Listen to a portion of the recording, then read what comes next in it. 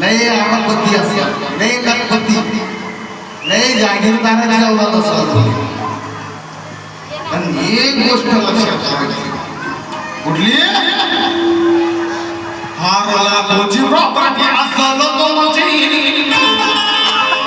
तुमच्या गावावर, पण या भारत देशाच्या, अरे या भारत